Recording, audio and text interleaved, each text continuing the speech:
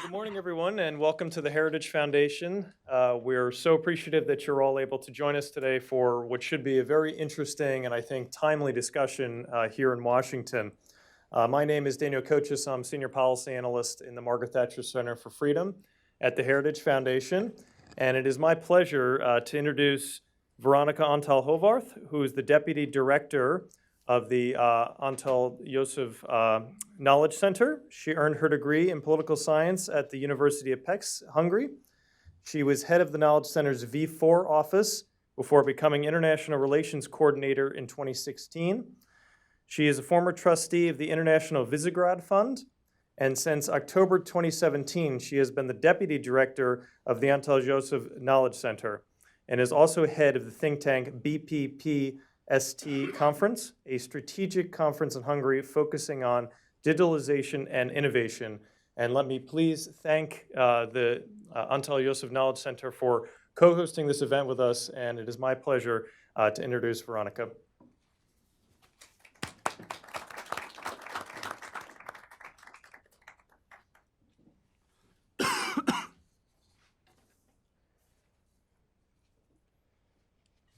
Your Excellencies, dear ladies and gentlemen, as the Deputy Director of the Knowledge Center, I would like to welcome you at today's event, which is organized by the Heritage Foundation and the Knowledge Center. It is our pleasure to be here and cooperate with such a prestigious institution like Heritage. Thank you very much for that. Let me please introduce our institution in a few sentences. The Knowledge Center's main objectives, in line of the philosophy of József Antall, who was the first freely elected prime minister after the regime change in Hungary, who served from 1990 to 1993, are talent management and providing students and young professionals with wide-ranging practical knowledge through various events. Our institution is a Budapest-based think tank researching topics of national, regional, and international relevance, such as the V4 cooperation, the future global role of the US, China, and the Middle East, security policy, sustainable development, as well as technological and social innovation. The profile of the Knowledge Center is also characterized by research and publishing activities. We have 2 regional offices in Hungary, and we have a representation in Brussels too, where Prime Minister Antall has a wing named after him at the European Parliament's building. At this event today, we will look at Central Europe from an American perspective, but I would also like you to know how Central Europeans see Central Europe. This mutual understanding is essential for building a sustainable and deep transatlantic alliance, which has to be our common interest, and beyond that, our common value. For that, it is essential to say a few words about the namesake of our institution, József Antall. József Antall visited the US on many occasions and had the chance to meet President Reagan and President George W. Bush. PM Antall was a statesman who can deservedly be compared with the greatest political figures of the world, such as Margaret Thatcher, President Bush, or Helmut Kohl. But what did they offer us? Everything. Everything me and my generation take for granted today. Free movement without passport control, for example. This is a given today. 30 or 35 years ago, however, we couldn't even visit neighboring countries without strict control. We couldn't purchase products from America or any other Western country. It was unimaginable for us to access Western goods in such high quantities. I'm sure that many of you have visited Budapest. Now it is similar to any other Western capital, but it didn't used to be the case. It was József Antall who steered Hungary onto the path of joining the Transatlantic Alliance. He had an invaluable role in the process of terminating the Warsaw Pact. He initiated with his colleagues Václav Havel and Lech Walesa the establishment of the Visegrád Cooperation, or re-establishment of the Visegrád Cooperation. And the regime change in Hungary without bloodshed is also his achievement. Freedom, security, and a strong nation state. These concepts have different meanings in Central Europe than here in the US. Most of the time, it is the revolution of 1956, the Prague Spring, or the dissolution of the Soviet bloc that people across the ocean learn about regarding the history of our region. However, it is only a small portion of it. Central Europe has a rich and often tragic history. We were always caught up in the fight between the West and the East, and times drawn to one side than to the other. There was Turkish occupation, then we became a part of a big monarchical empire where we wanted to win more rights and bigger independence for ourselves. Then came Trianon and the Germans and the Russians. I don't want to delve into the topic of Trianon, but the consequences of Trianon that Hungary lost 71% of its territory and 1/3 of their people. I only want to emphasize the fact that when a nation is split and millions of fellow citizens are forced to live in a different country and assimilate due to the split, that is something a nation cannot really recover from. And then followed 40 years of communism. At that time, free press was indeed non-existent. Everything went under censorship and no criticism of system could be articulated. People as individuals ceased to exist. This is the reason why it is hard to get sponsorship from corporations in the Central European region. There was no enterprise culture, or rather, the one that existed was ruined. People were overcome with fear when a black van or the police appeared in front of their house. When someone was granted the opportunity to travel abroad, it was with trepidation that they drove through the borders. This ended with the system change. However, older generations still revisit these familiar feelings upon seeing a policeman or when traveling abroad. One cannot fully understand these if they didn't experience it. Please allow me another train of thought. Neighborhood, the Balkans. During his visit to the White House, President Bush asked for the opinion and advice of József Antall regarding the resolution of the Balkan situation. We are neighboring regions. We do know what is like to have a war next door. This is the reason why we so persistently encourage Macedonia's NATO membership, to make sure Europe is safe.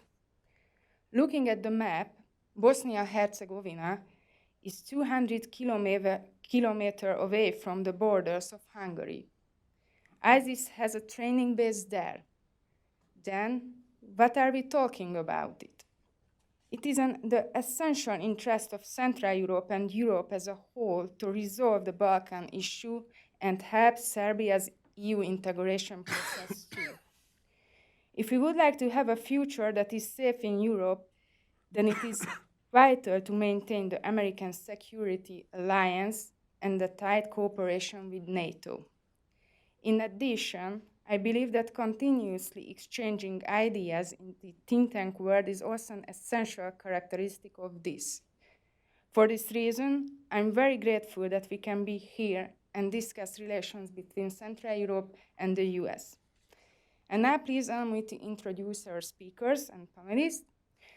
And now we have His Excellency László Szabó, Ambassador of Hungary to the US, His Excellency Henek Kominček, sorry for the pronunciation, ambassador of the Czech Republic to the U.S., Dominik P. Jankowski, political advisor and head of the political section at the permanent delegation of the Republic of Poland to NATO in Brussels, Dusan Fischer, project manager, Air Force and Counter-Air Defense Project Unit, Modernization Department at Ministry of Defense, Slovak Republic, and my colleague Peter Stepper, who is a research fellow, senior research fellow at the Knowledge Center, and he is the author of the textbook about the Visegrád cooperation.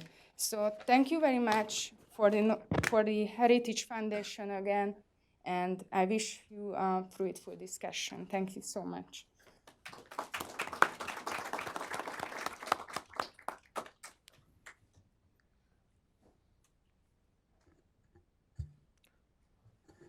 Thank you, Veronica, for your introductory speech. And I think it's the time to start our discussion about, on the one hand, about the book itself. I would like to say a few words about why we are here today and what is the whole project, what we're implementing with the general support of the International Visegrad Fund.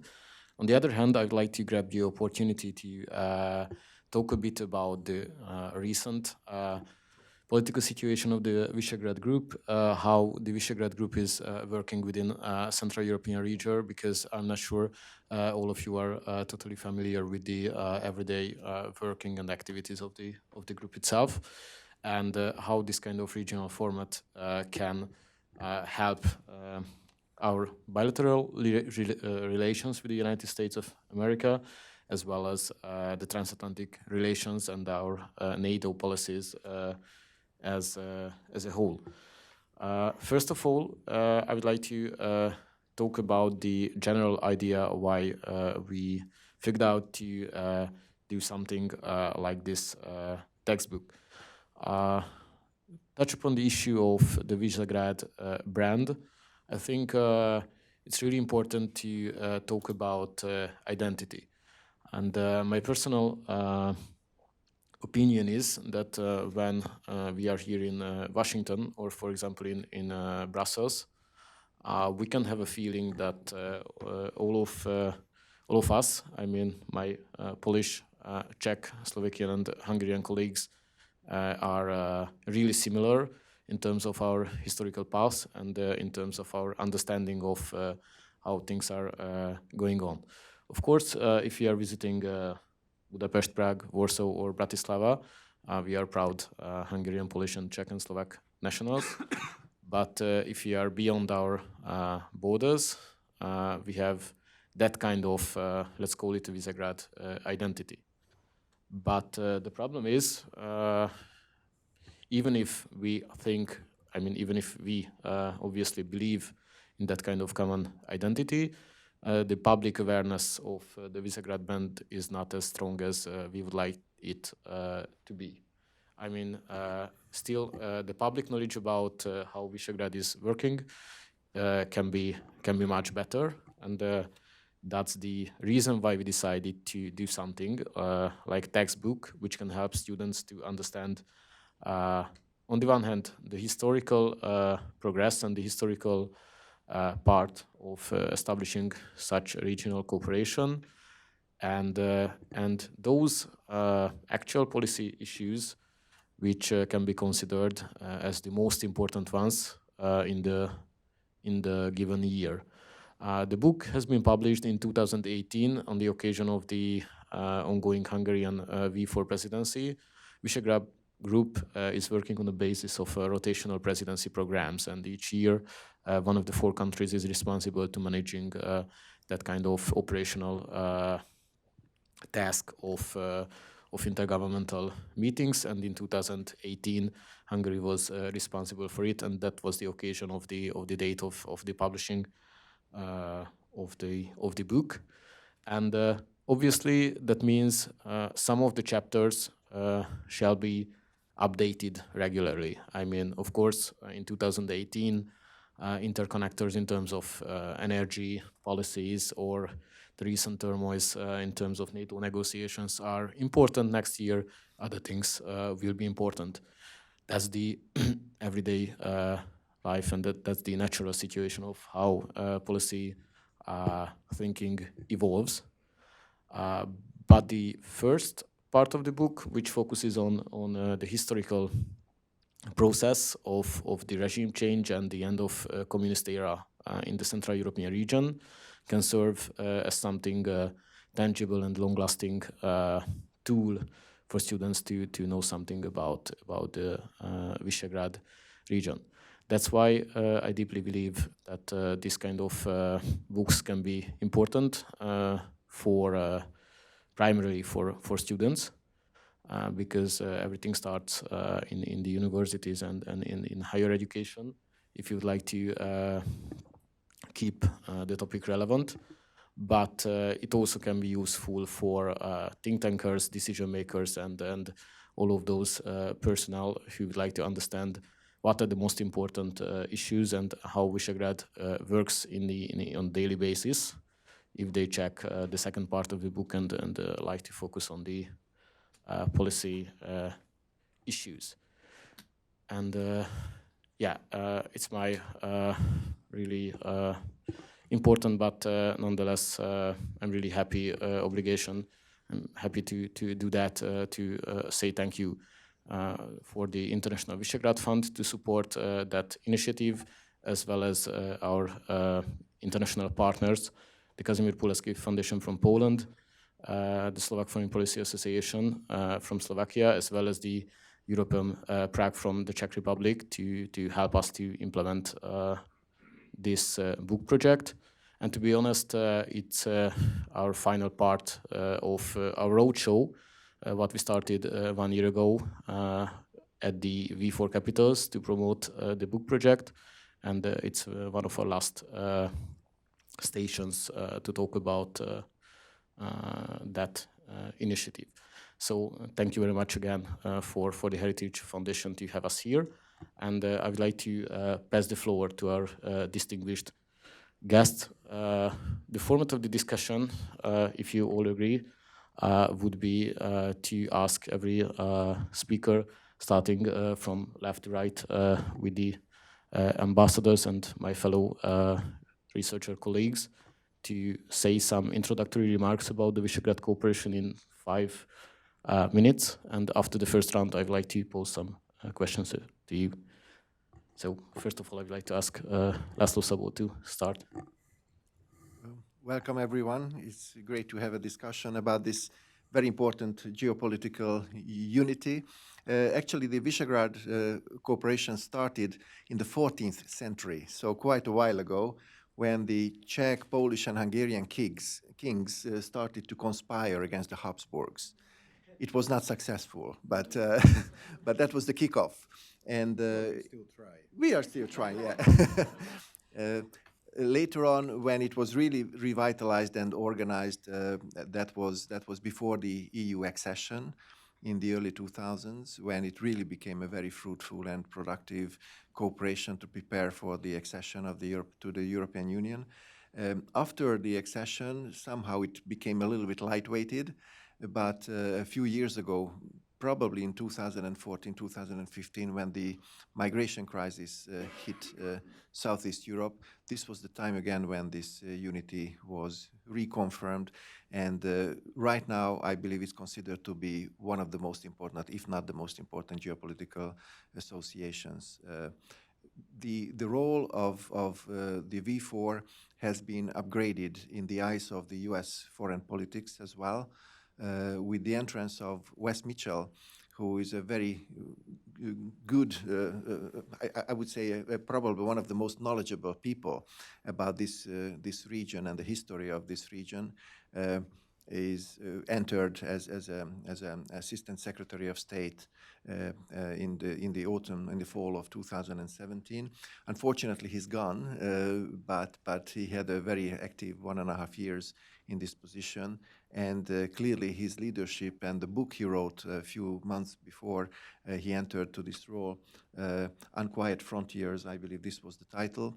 This really set the tone, a new tone of the U.S. Politics to Central and Eastern Europe. Quite clearly, the Russian proximity of these 4 countries, and the fact that these 4 countries can play maybe a buffer role for Russian influence, that gives an additional level of importance to this cooperation, especially in light that all these countries are NATO members, so they are allies, they are friends to the US, and quite clearly they were a little bit neglected in the few years, at least 2 cycles before. So I think this reevaluation of what's going on has helped quite a lot, also for us to refine this unity. And also our relationship to the US has clearly been upgraded. If you look at the highest level meetings that have been happening in the last few weeks or months, this is a clear presentation. I believe President Trump's first international trip to Europe went to Warsaw, and since then he met on bilateral meetings all the leaders of these countries. My Prime Minister was in town last Monday. That was also a very fruitful meeting. We can talk about it later on. And if you look at the agreements and the trade and the political dialogue between these countries and the US now is clearly, I think it's better than ever. So I think there's a lot to talk about, but I will probably have to give my word to my esteemed colleague from the Czech Republic. Okay, thank you. I will try to be very, very, very short to give us a lot of time for the discussion. But basically, Visegrad in the United States is one of the tools to be used in 3 areas. I think each of our countries here in the United States have the problem of the visibility, have the problem of the branding, and have the problem of knowing its own limitations. What I mean by visibility. We in the Central Europe are obsessed with Central Europe, so we think everybody knows about our existence. Wrong. Most of the people never heard about our existence. At least 10% whom I meet as a Czech ambassador consider me ambassador of Chechnya anyway. So you really have to fight for your own visibility as such, which is very much connected with our branding. I think none of us calls ourselves Eastern Europe, but if we are visible at all, we are usually somebody from the Eastern Europe. Now, we usually on the Czech side have the argument that if the Vienna in Austria is in the west, and we are west of the Vienna, it's relatively hard to be east. And it shows us the classical problem of the branding, that there is a difference between the geopolitical map and the mental map of the people. That people remember you as somebody which is not exactly who you are or what your place on the map dictates you.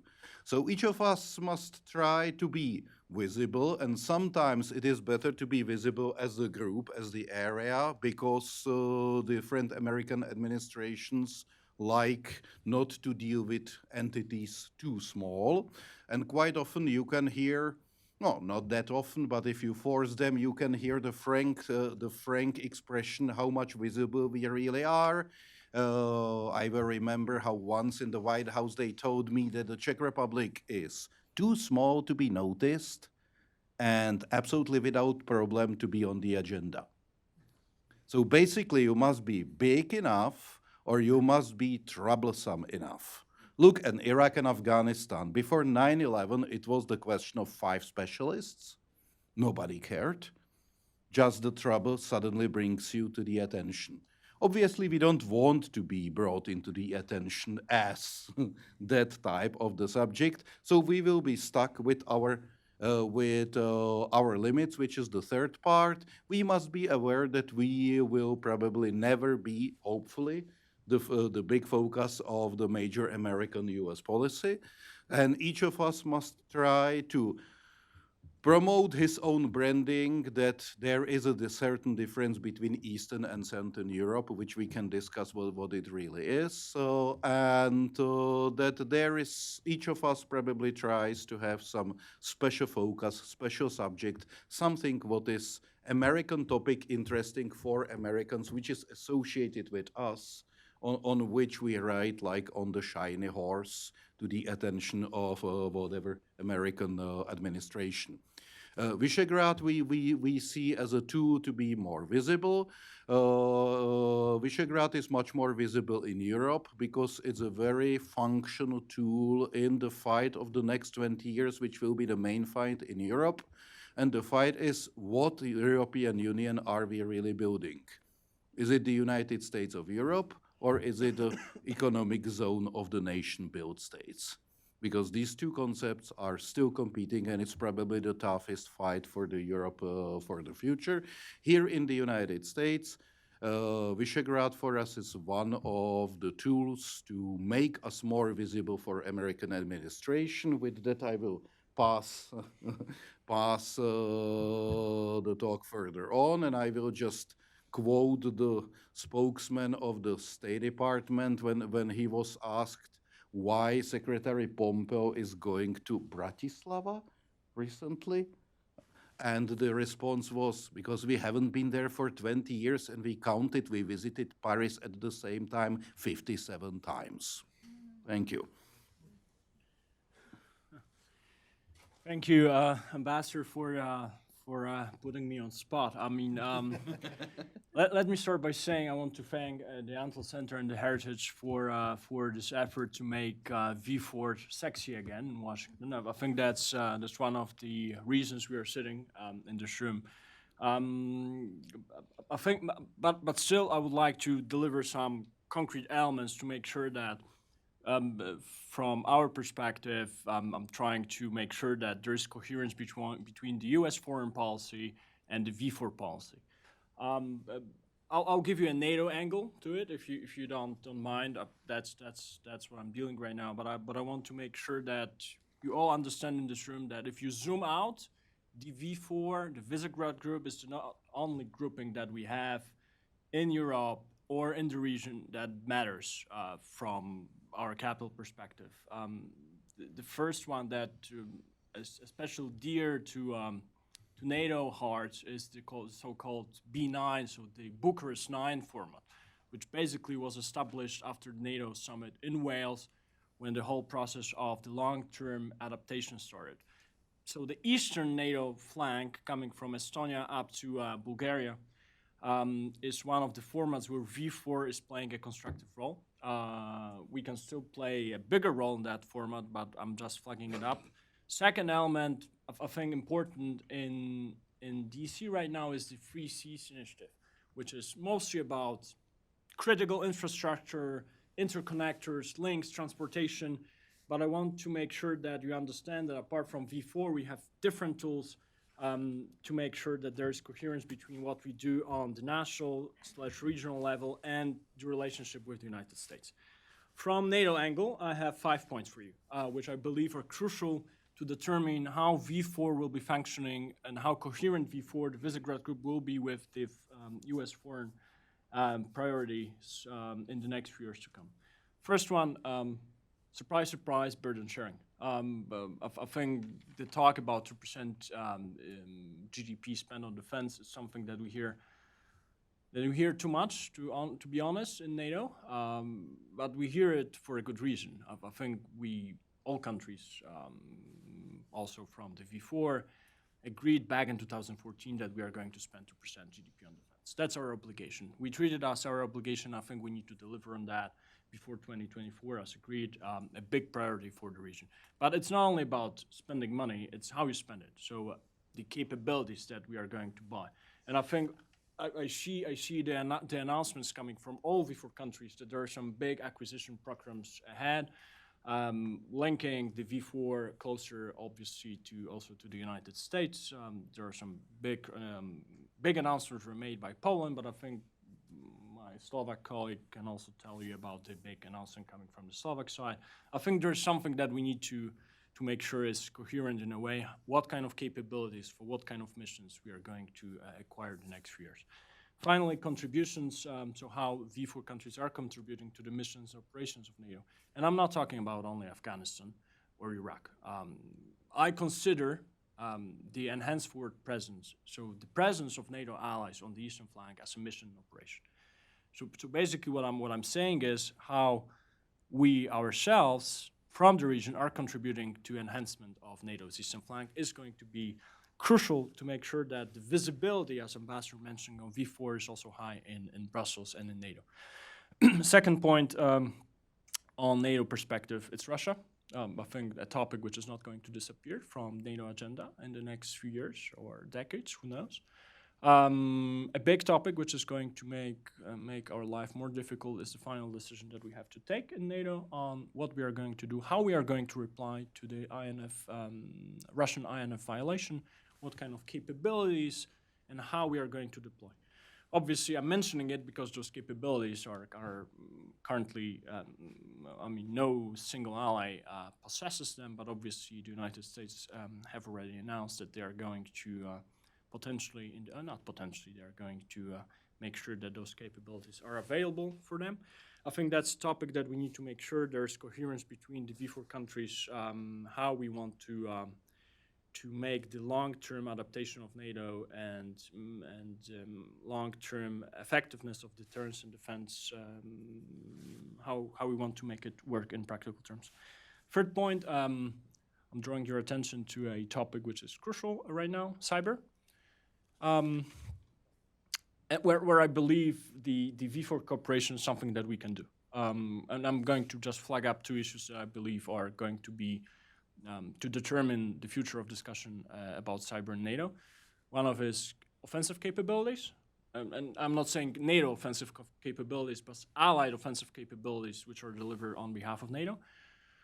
Second, attribution, collective attribution, something that we are still lacking on NATO level, but without that we cannot move forward. Third element, big topic, China, and how NATO can contribute to a larger discussion about China. China's military, but also political posture. I see at least two elements that we need to assess before the end of the year in NATO. First is what impact Chinese investment are having on our critical infrastructure, be it port infrastructure, be it airport infrastructure, be it road infrastructure, be it telecommunications infrastructure. Second element, how it's going to impact our military mobility. So how the forces can move within Europe, but also through Atlantic to Europe. I think when I'm saying that, I see at least one element that we need to do better in terms of not the region, but NATO as a whole. It's back in 2016 at the Warsaw Summit, we agreed to have something like a resilience pledge. So a pledge to enhance our own resilience. One of the points that we are making in that pledge is that we are going to diminish the acquisition of arms coming from Russia. I think this pledge needs to be boosted, honestly, and that's my personal feeling right now, to make sure that we are not only talking about Russia, but we are also talking about China in the context of what kind of capabilities, military or technological, we are going to acquire. Fifth point, and I'm going to end up with that, is energy security. NATO obviously is not an energy security organization and will not be an energy security organization. But I think to make sure that we are being effective in our deterrence and defense, but also our ability to deploy forces, we need to make sure that the level of our coherence on energy security is boosted. I'm not going to mention the project that is very famous in DC, but obviously we are very critical of that project. I think unity on making sure that this project is going to be stopped or at least or at least slow down is something that we need to work on. But I have a positive agenda that we can do in NATO. I'm flagging up one issue that was brought to my interest recently, is that we have a pipeline, NATO oil pipeline, built back in the Cold War times, which is called the Central European Pipeline System, which is interesting because it ends up in the middle of Germany, which basically means it ends up at the old Federal Republic of Germany border with DDR, German Republic, which basically means that Sakur, when he wants to deploy forces to the theater in Eastern Europe, the pipeline is not at his disposal. Something to chew on for all of us. My last point is something that I think we need to be more vocal about, is open door policy.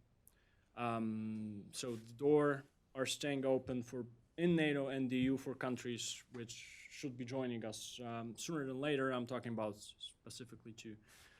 Ukraine and Georgia. And I stop here, and Dusan, you're going to tell us how to make V4 even more sexy. Yes, thank you, Dominic, for putting a lot of pressure on me.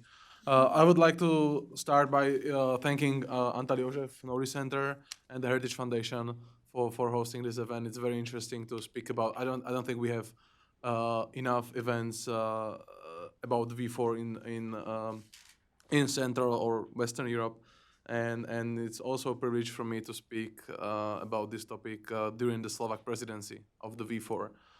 But also I would like to stress out that even though I cannot hide my affiliation, whatever I'm going to say will not necessarily be in line with the governmental opinion or governmental statements on this. Maybe sometimes it will be even contradictory. So this is just my own personal view on the matter. It's very interesting, and Veronica made an excellent point about borders and the V4, and I would like to stress the importance of the V4 and then back then V3, because Czechoslovakia was still one state. I took a run this morning because I was jet lagged, and I woke up at 3 a.m. and so I ran to the U.S. Marine Corps Memorial, and when you cross the Arlington Memorial Bridge, I mean, you suddenly enter a different state, right? You're suddenly in Virginia.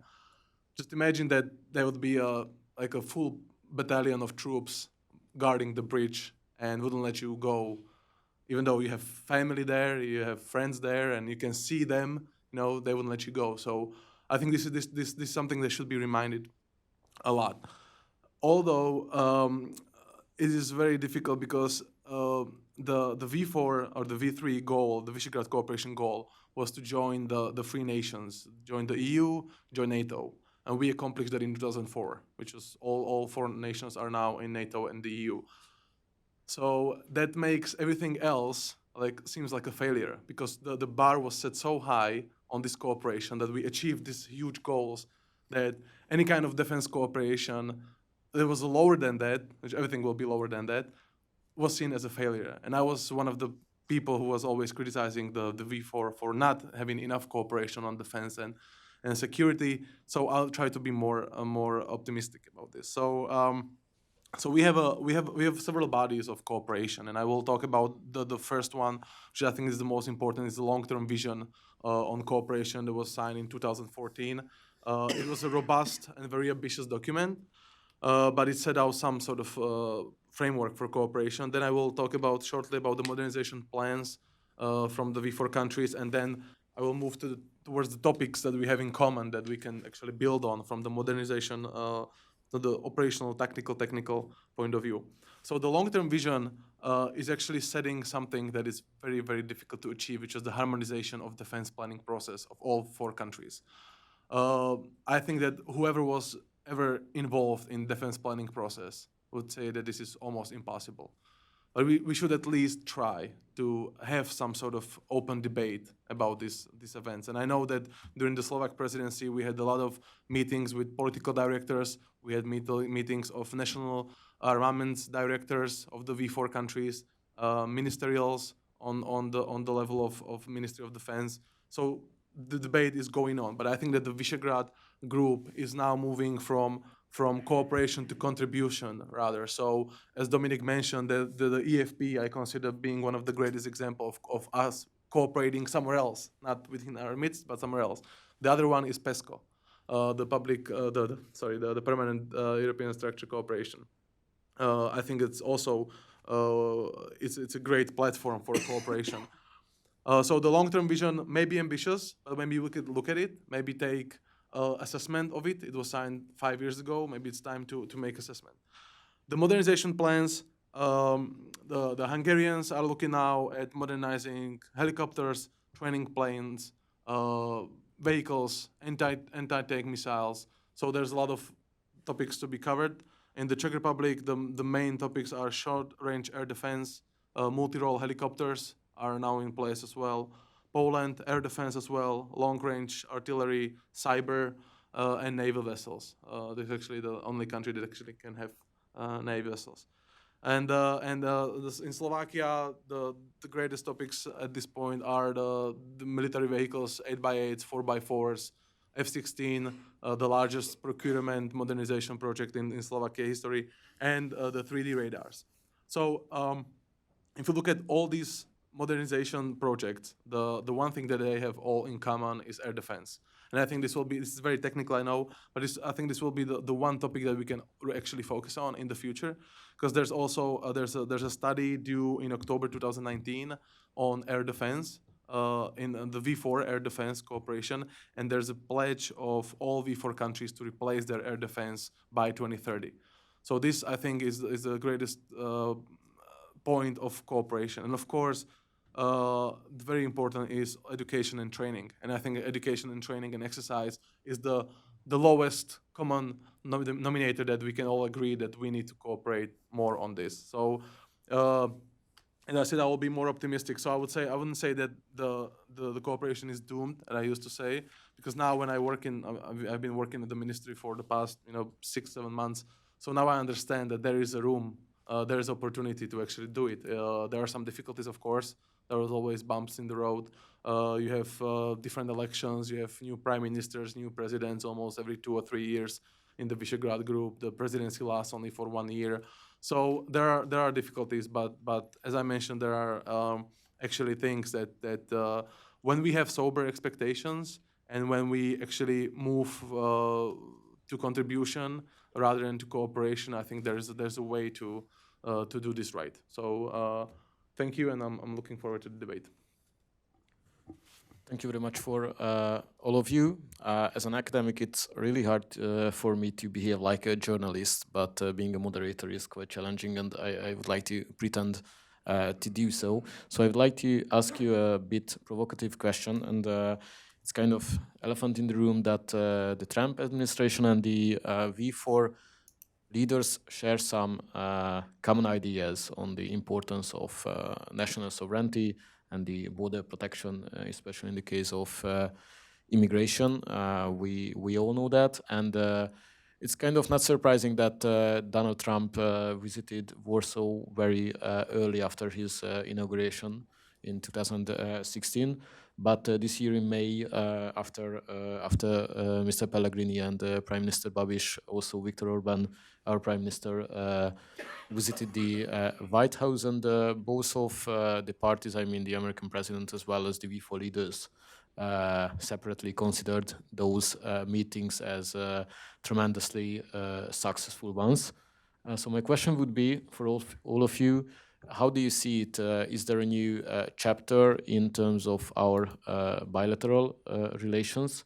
And please, of course, refer to your own prime ministers and the country's situation. And how do you see the potentials in American, Hungarian, American, Czech, American, Slovakian, and American Polish relations? Well, if you allow me, I would still like to go back to visibility a little bit because obviously that's an important question from U.S. Foreign politics and economic politics perspective. One piece of important information that the Visegrad 4 countries combined are the 15th largest economy in the world. Okay, and since we have very strong historic and social similarities between each other. Many major companies in Europe are considering us as one unity.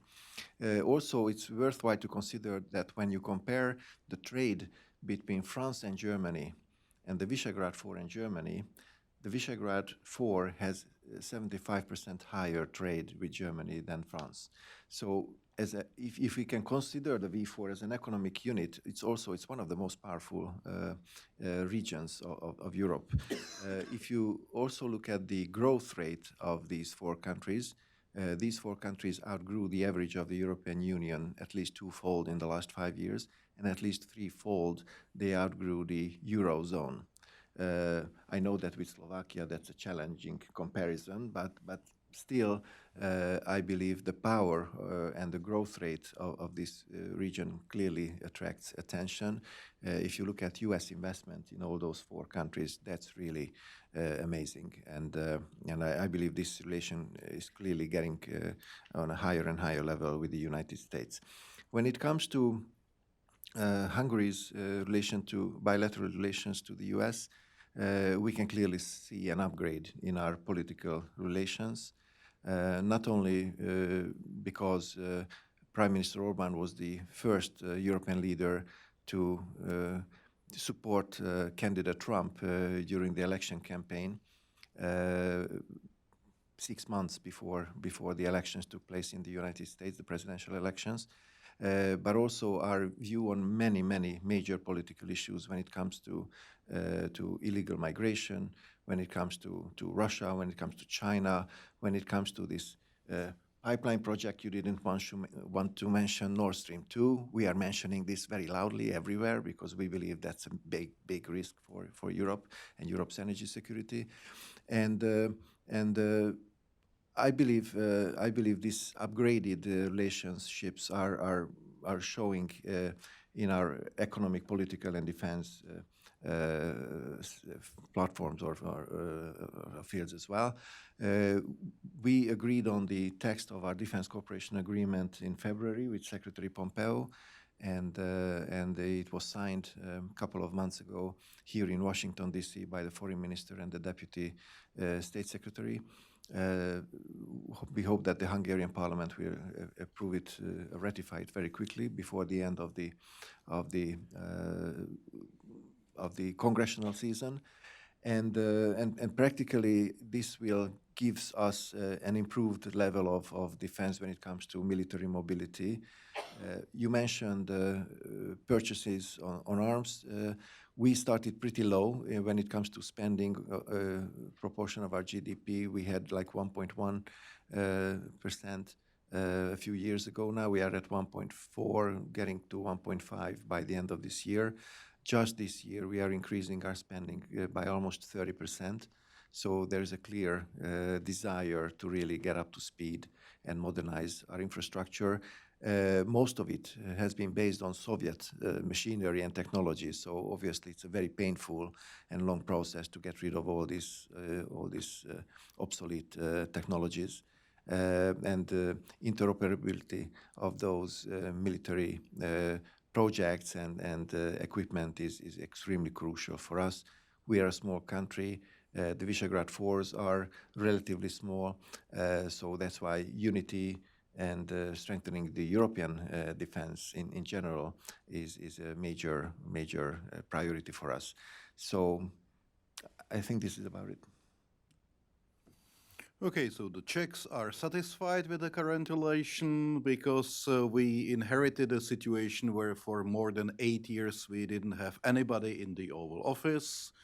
It dramatically changed partly through to Wes Mitchell, but also with the assessment of this administration that our area really matters again. It's connected with the LNG, it's connected with their overall strategic approach to Europe. Finally, we got back on the map and the hell of the gates opened again, which for us means that, for example, my previous foreign minister in 4 years was to Washington once.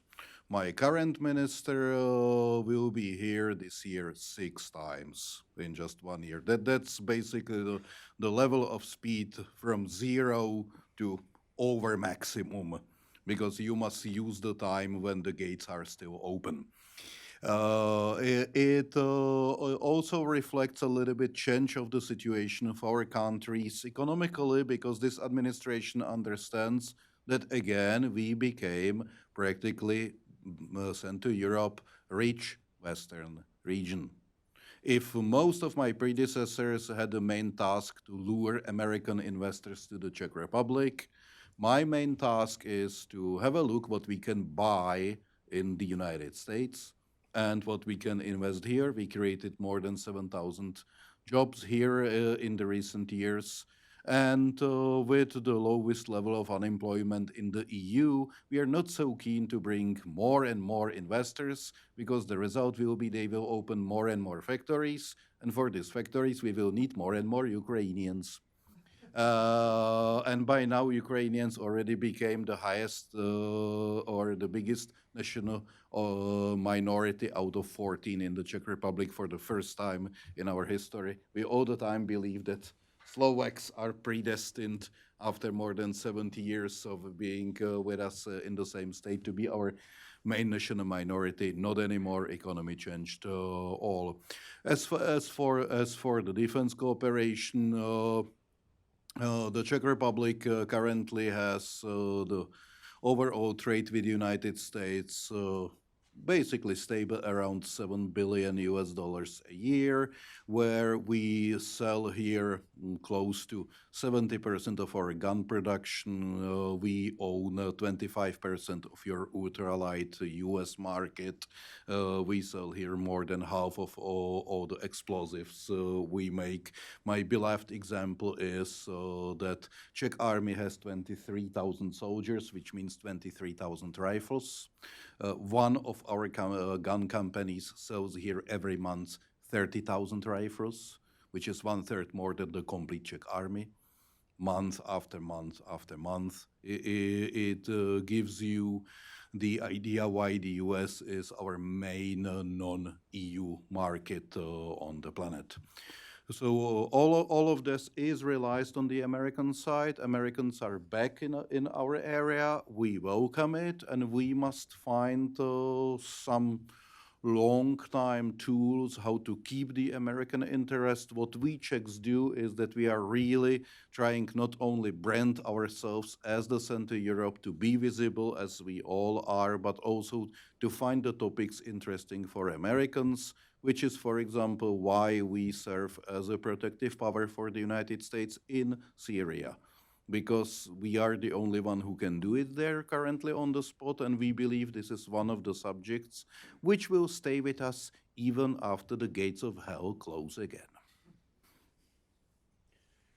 Well, an impressive list for both ambassadors. Please do excuse me, I don't have such a good knowledge of bilateral Polish-U.S. relationship. I think my ambassador would be more suitable to deliver that. Let me give you a few. I mean, I was trying to write down the things that come to my head when I think Polish-U.S. Relationship, but let me give you 3 points. First, I think though this relationship has always been very, very solid and very good in terms of security cooperation, first of all. It's not that it started after 2016. The magnitude obviously changed after 2014 because of the Russian aggression against Ukraine and how the security environment changed around Poland. That was an important factor. But if we go back, like projects such as missile defense site in Redzikowo started back in 2009. So I think there is a bilateral U.S.-Polish defense cooperation which dates or predates President Donald Trump. Having said so, obviously, I need to recognize two facts. Then that obviously, after President Trump came to power, those contacts were they became super regular. My embassy probably knows all the details, but I understand President Duda is coming to town within the next few weeks. The procurement of American highly advanced systems speeded up in the last 2 years, be it Patriot system, be it HIMARS.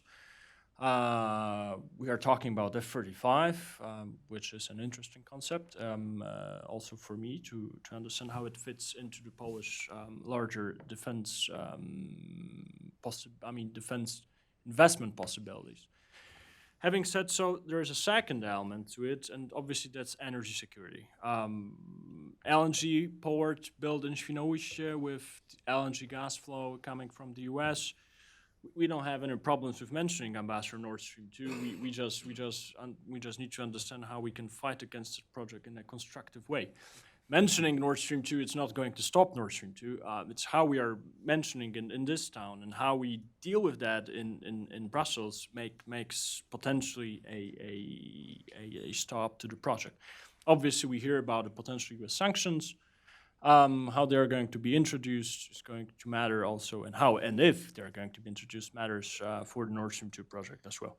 Finally, on other topics which come to my mind, obviously this year for the first time, together with the United States, Poland hosted a huge conference on the Middle East, so-called Warsaw Process or Warsaw Summit, which started to basically address the topics of the security in the Middle East. Having said so, Pierre, I think this cooperation looks really good. If you ask me if it's going to flourish, I think it's going to flourish in the next few years. And obviously, there are bilateral discussions about enhancing the U.S. military presence in Poland. And on a final note, on an interesting note, back in 2012, there were 12 U.S. soldiers in Poland. And I heard it from one of the officials back then in DC. He told me the parade to welcome those 12 U.S. soldiers in Poland lasted for 3 hours. That was a long speech and a huge parade. Now we have in Poland, in different forms, be it on bilateral basis or within NATO, over 4,000 U.S. soldiers. If somebody asks me in Europe, do you still believe the United States can deliver? I always give them that example. I always try to explain to them this is a huge change. This is not only a quantity change, it's a quality change in our region. And this is why when somebody tells me that the United States are intellectually withdrawing from NATO, I'm always giving them that example. If you're going to tell me that within those 5 years, we are seeing less U.S. engagement in Europe, I'm going to tell you we are seeing more U.S. engagement and contribution to European security. Having said so, Dusan? Thank you. So how's the fourth Trump coming along? It's great. Great? It's going to be great. Yes, of course. So yeah, just really quickly on the topic of bilateral relations and the V4 U.S. relations, and I think what Peter said that all the bilateral meetings were tremendous success, because when you ask President Trump about everything that he's been involved in, he will say that it was a tremendous success, and it was actually a witness as a success in our region as well. And given the fact that I am sort of responsible and I have the U.S. defense cooperation with Slovakia in my portfolio for our modernization department, and my very good friend from the Slovak embassy is here in the room, so I'm sort of biased just to say that yes, the relationship I think is very strong, and we just recently saw a visit of Prime Minister Pellegrini here in the White House, which was I think very successful. Unfortunately, the whole meeting and the press conference was overwhelmed by other issues as they progress usually. So I think that in terms of defense cooperation and economical cooperation, the United States is very important ally outside of the EU, one of the I think most important outside of the EU. And the most things that were discussed during the bilateral meetings, as far as I know, were also related to business. So there's also this sort of relationship. But when it comes to the V4, I think it was mentioned by the previous speakers on the V4 Plus model, and I think this is something that is also very successful for the V4 as such. This V4 Plus Germany, V4 Plus Japan, and other countries. So I think the V4 Plus the United States, I think, has also some sort of tangible results. So if we combine the strong bilateral relations and with the V4 relationship with the United States as a whole, I think that that it actually flourish. Because I think that when Donald Trump was elected, all V4 leaders tried to use this sort of vagueness of U.S. foreign policy. There was very, very little known at the time of the election and even the inauguration, apart from some of the key people that were joining the State Department, including Wes Mitchell. It was very little known about what will be the new administration approach towards the region, towards Europe, and so on. So I think that it was a lot of discussion in the V4 countries and in the capitals to use this opportunity, to reach out to the United States, to make the relationship even stronger, even better, because I don't think that the Trump administration has some rigid view of the U.S. Foreign policy. So I think it was a success on our part, all four countries, to use this window of opportunity to make this relationship stronger. Thank you very much. My second round of question would be revolving around what you've just said, Mr. Ambassador, in the very beginning, that the Visegrad region can be interesting because of its size or because of being troublesome or not. And I've just had the idea that define what is called to be troublesome depends on the U.S. national security strategy. And there is some kind of tangible shift in terms of that. I mean, the new strategy during the Trump administration uses the old language of the Cold War, using terms like geopolitics and emerging rivalry of great powers. And if you look at the map, we can see that the Central European region, again, can be important in that sense, especially if you look at the situation in the Western Balkans, which is a number one priority in terms of Hungarian foreign policy and its Euro-Atlantic integration. But you also can see some great power actors such as China or the Russians, or even some important actors within the European Union, such as Germany, to have their own national interest there.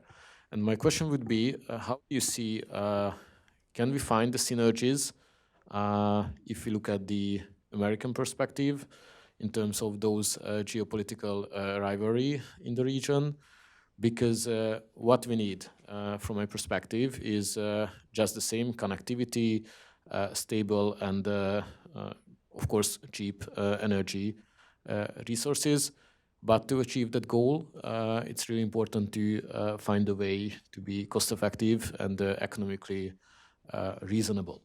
So how do you see what can the US offer to the region?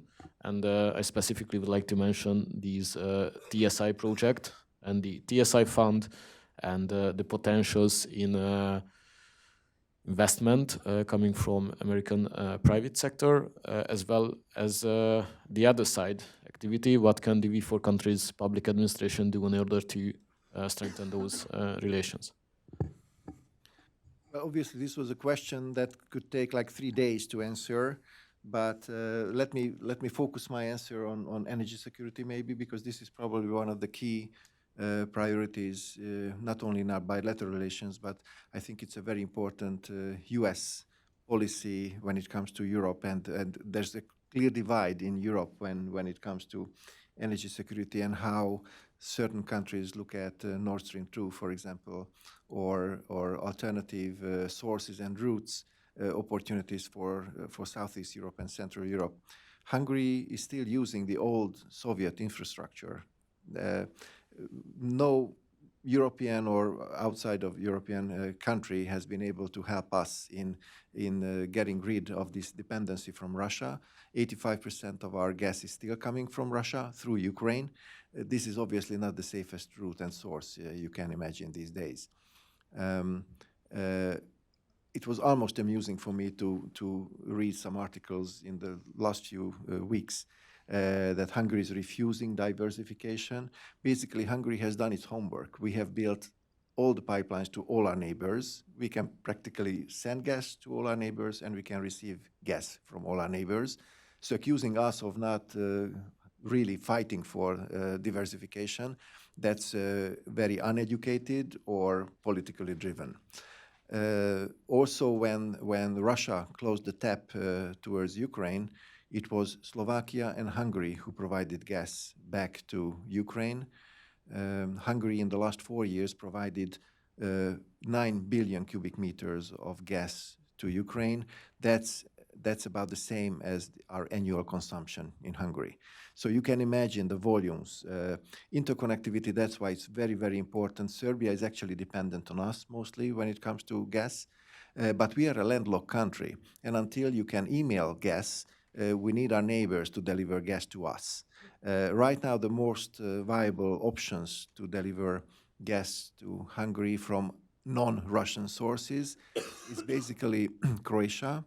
If and once the Croatian LNG terminal will be completed, that was promised to the European Union, I don't know, 15 years ago by our Croatian friends, and major funding has been provided by the European Union to complete this pipeline and the LNG terminal. Once this will be done, approximately 8–10% of our needs can be supplied from that LNG terminal. That can be, of course, Norwegian gas or I don't know, Saudi gas or American gas. So we are open for business there once the Croatian part has been completed. The other, even more important opportunity for us is the Black Sea exploration of the Neptune offshore gas fields. That project is in the hands of ÖMV, the Austrian, or some people say Austrian-Russian company, and the other is ExxonMobil. ExxonMobil, obviously a key player in the region, and this was on the table when Prime Minister Orban and President Trump was talking about how the US can help in diversification. If we can convince or help the Croatians and the Romanians to complete their part of the infrastructure, then our dependency from Russia will be ceased. Once the Nord Stream 2 will be built, however, this will create a very strange dynamic on the market. We believe Russia delivers enough gas already to Europe. Having another pipeline will do one thing only: drop the Russian price even further down, making it even easier for all Europe to get Russian gas. And if you imagine, or if you think about the fact that the main backbone pipeline in Germany, the full capacity has been booked by Gazprom until 2039. The German-Czech interconnectors, the Slovak-Czech interconnectors have been booked by Gazprom until 2039 also. There's not many more ways you can go. When we were supplying Ukraine gas during these challenging past few years, that was also Russian gas. Although many experts say that the gas molecules are not labeled where it came from, but still, it's Russian gas, okay? So the US has an incredibly important role in breaking this dependence from Russia. So this is our main objective when it comes to energy security, and we hope that Secretary Perry will be really applying pressure, and the United States will apply pressure on all players on the European market that this dependence from Russia will be disappearing. Okay, so I will keep it to the same topic because it's a good case study how Hungary and the Czech Republic are similar and at the same time not at all. The Czech energy mix, we started basically like 100% dependent on the Russian oil and gas. We had two refineries, both tuned to the Russian oil, unable to do anything with basically the Arab oil. Gas was 100%. If you look at the change, last year, 93%, and I repeat, 93% of our gas supply came from Rotterdam, on the Rotterdam spot prices. Yes, there was also some Russian gas, which we buy from Rotterdam because it's cheaper than to buy it from Russians directly, which is, by the way, exactly the effect of Nord Stream 2 probably will have. So we see it extremely important that the LNG comes to Europe once you Americans solve two basic questions: connectivity and price. You cannot sell it for double of the price of the Amsterdam of Rotterdam, and you cannot tell us that you are still looking for the market which will be the reference market for your price. There is the major European market, and if you get on that market, we just welcome it. Good, because it will be good for us for the much safer supply with no political baggage included. Plus, it will probably influence the prices. As for the oil, almost same development. One of the first things we did after 1989 was that we were preparing ourselves not to be dependent on the Russian oil. So we changed the second refinery to be able to work with the Arab oil and the other oils we can get again. We expected that if the Russian pipeline goes dry, that's the oil we will use the other way. What actually happened was that the Russians were constantly in debt to us, so they paid us with the oil. So we re-exported this Russian oil. So we used the West pipeline exactly the opposite way. But overall, I can say that we are for the most diversified sources we can imagine. American LNG in Europe will be a huge change, and hopefully it will come soon, but there must be connectivity solved, which is not, and the price, which you are really somewhere in the deep forests. Quickly on energy, I think I said at the beginning, energy is one of the most important fields of cooperation between our region and the US, and I think on LNG we had already made some steps towards good cooperation with the US. Our LNG port in Świnoujście has already, as far as I can tell and recall, accepted LNG coming from the US. So the US basically is already exporting LNG gas to Poland. My second point is, and because you've mentioned it, Peter, is Free Seas Initiative. And you said, what can the US do for us? I think we need to start with ourselves, honestly. That's my biggest concern always. We created this Free Seas Initiative fund to which Poland has already contributed financial resources. I think before US jumps into and says, well, we are going to contribute with our money, we need to make sure that all countries from the region are contributing with their financial resources to the fund. Having said so, I really believe that the connectivity elements in the Free Seas make sense for two reasons. First, it's roads, infrastructure, which is crucial for military mobility, something that we do talk a lot in the EU and NATO. Second, telecom. And if there is something that we know, so dependence on Russia when it comes to oil, we are also looking at dependence on telecom when it comes to China. And how we are going to address the 5G question in Europe is absolutely essential, because connectivity right now is not only about the hard infrastructure, it matters, it's true, we still need it, but also about the telecom infrastructure, which is something that we didn't do a deep dive yet, and we need to also within the Free Seas Initiative. Okay, thanks. I'll address the other perspective of your question because there was a lot covered already on energy security, and Dominic also added the telecommunication cooperation. So I would like to address the geopolitical rivalry. I mean, this was here even before Trump, but Trump administration was blunt enough to name it and to use the Cold War nomenclature to actually talk about rivalry between these countries, because the Chinese influence, whether be it Africa or be it Western Balkans, has been here for I would probably say years already, and I mean, we still remember the debate about BRICS and those countries having influence over European nations.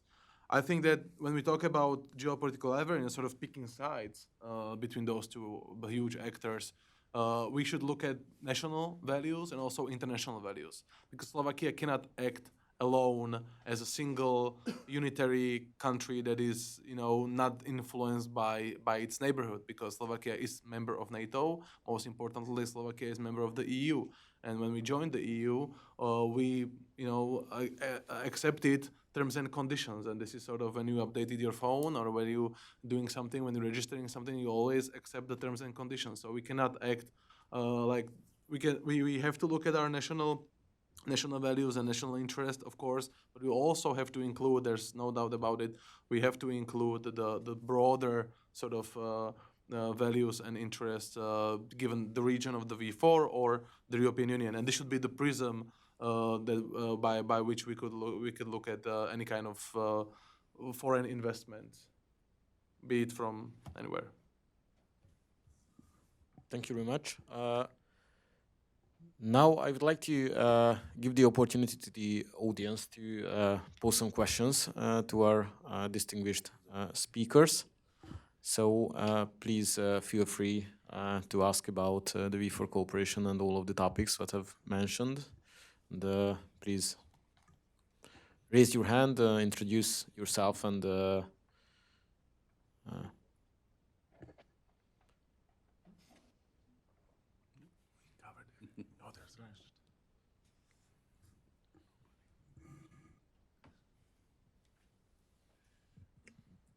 Thank you, Daniel Coaches again from the Heritage Foundation. I was wondering if you could perhaps take a bit of a deeper dive on the 5G issue and sort of how you're viewing Chinese investment in your countries. Is it something that you see as a partial opportunity? Is it something that you see as a threat? That would be helpful. Thank you. Well, if I can jump in, there's a huge hypocrisy when it comes to this question. Hungary, for example, has approximately 1.2% of the trade between China and the European Union, 1.2%. And approximately 90% of that is Vodafone and Deutsche Telekom operating from Hungary. So whoever brings up this question either doesn't know the data or believes that whatever Hungary or Czech or Slovak or Poland does has anything to do with anything.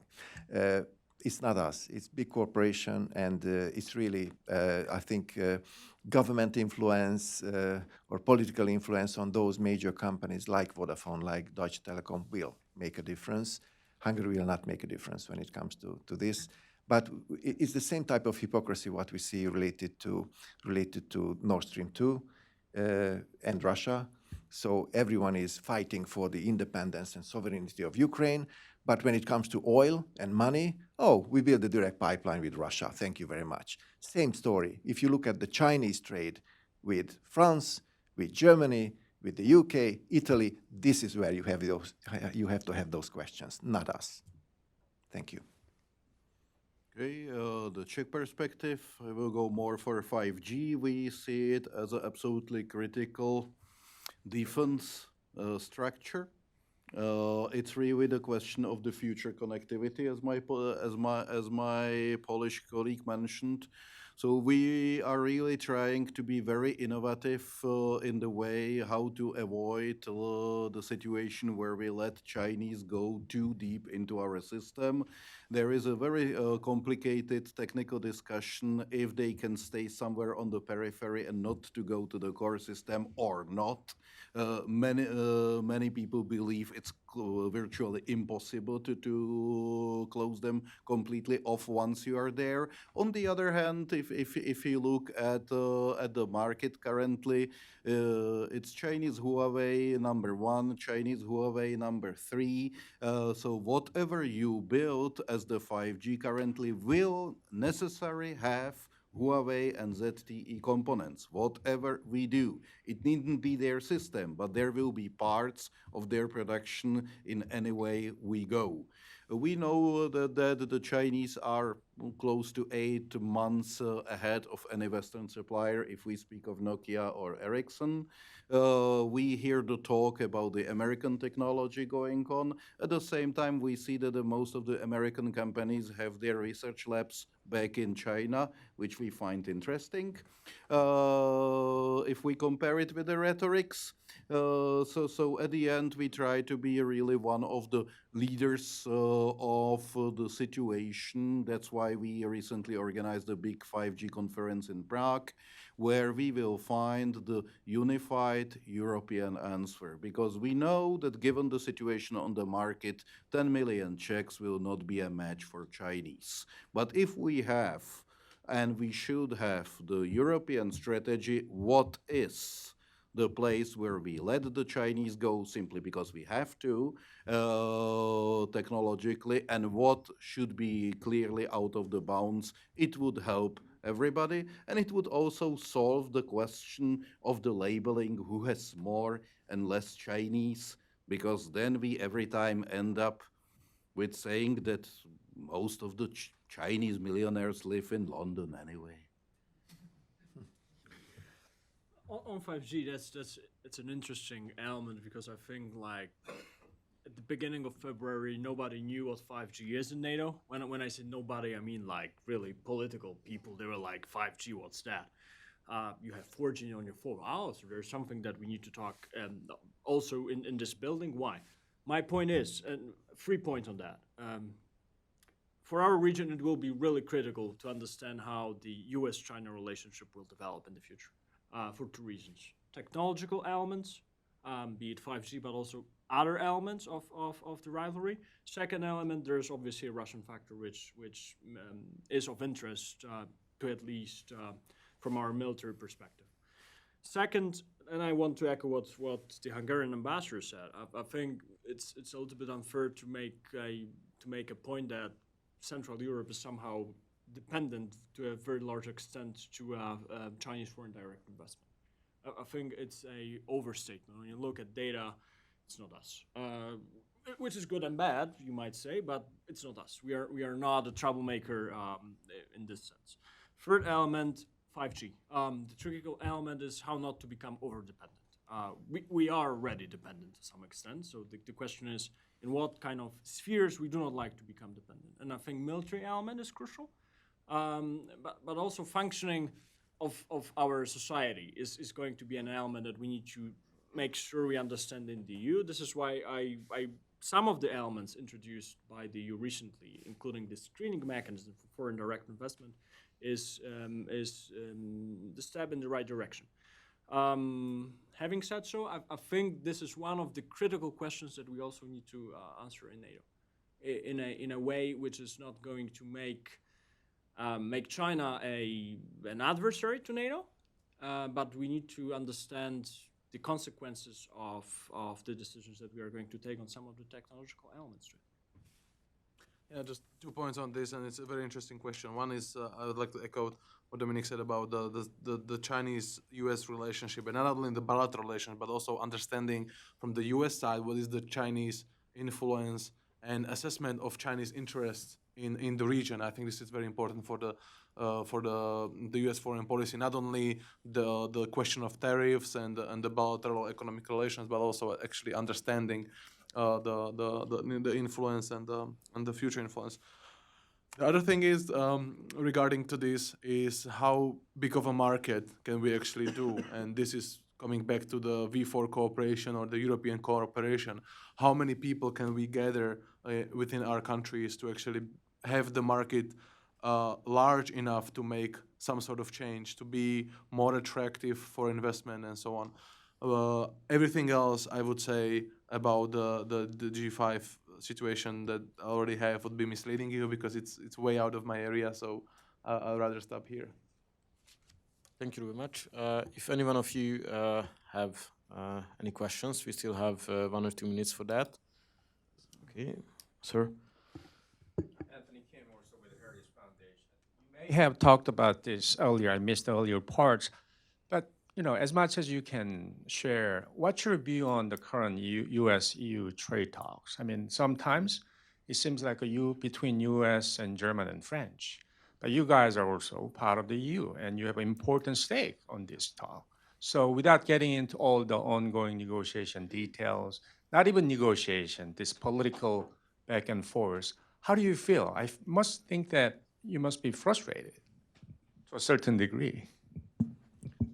Well, obviously, we as member states, we don't have the right to negotiate in the first. So it's Europe, the European Union and the US negotiating. Of course, whatever will happen will have a major impact on us.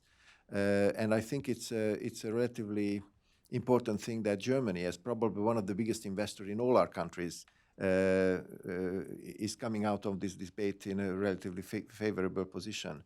Approximately 1/4 of our economy is dependent on our German-Hungarian trade. So for us, it is an important question. We are all for free trade as much as possible, even zero tariffs if possible. Quite clearly, the US should not look at Europe as the arch enemy for its trade. And if we look at the big picture, and not only talking about surplus on this side or that side when it comes to goods, once you talk about services, it's the other way around. So I believe it's very important to have a comprehensive look and all the benefits what European and US trade and commerce and exchange of scientific knowledge and many other things. We don't believe there's a better friend of the US than Europe right now, and we are all for this. For Czechs, very much the same, and we understand that the potential car tariffs would be really damaging for our economy. We are producing one car every 23 seconds in my country, and Slovakia is even bigger in that. So we found it a little bit weird that the US was hunting for Chinese, and we became a collateral victim, basically. And we believe that there should be really the way out. So we believe that the result of the talks, especially where the new European Commission will be in place, will be much more successful, and it will be for the benefit of both sides. I will give you the only case example. The tariffs on steel and aluminium were not a big problem for us because it influenced us to 0.02% of GDP, almost nothing. The only thing which happened was that the steel we make and you buy became more expensive for the only person who, or the only entity who buys the Czech steel here, which is the US Army. So you made your army steel more expensive. Why? I don't get it.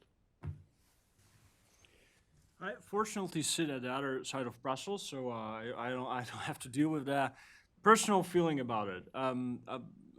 My point is that I think you are playing a bigger game, which is China. And in that game, you need allies. And in terms of trade, your ally is the EU. Whether we like it or not, I think even in our countries, we have some sympathy for the EU on that. So in a long term, I think I would share what the Czech ambassador said. I think there's a way out of it for a bigger benefit or a greater good, which is how we are going to make sure that China, which is posing the biggest challenge when it comes to trade and long-term stability of the economic situation, is being dealt in a comprehensive way by the US and the EU. Okay, just a quick 4 points, because I'm the last speaker before lunch, so it's always challenging. We as it was mentioned, we cannot negotiate by ourselves, but we sometimes find a way. If we won't negotiate on bilateral basis, we find a way how to do it. The second point, it was also mentioned, that it's about the EU leadership. I think that we already know what is the Trump's foreign policy and economic policy in this regard. What is their position, and the Secretary of Commerce stays the same, and other leadership is still there. So it's about the EU now, and we'll have the elections, European Parliament elections. So we'll have new Commission. There will be new people in the EU. So we'll see how that will go. And third point, I think very important, is we should look behind the numbers. We should not take the trade relation just on mere look at, we give you more, you give us less, so that means that just the relationship isn't fair. I think we should look behind the numbers, beyond the numbers, because the trade relationship is not only about numbers and goods and services. It has deeper meaning, and I think that the transatlantic relations between the EU and the US has been built since the Second World War on something that is actually more than just economic trade. I think that the US was investing in friendship rather than just a pragmatic relationship. I think that the influence was much higher than the numbers. So we are frustrating sometimes, but I'm very much positive that this will change for the good. Thank you very much, and I would like to thank all of you for being here. First of all, His Excellencies, Mr. Jankowski, Mr. Fischer, and I would like also thank you for the Heritage Foundation to host this wonderful event. So, thank you very much for being here.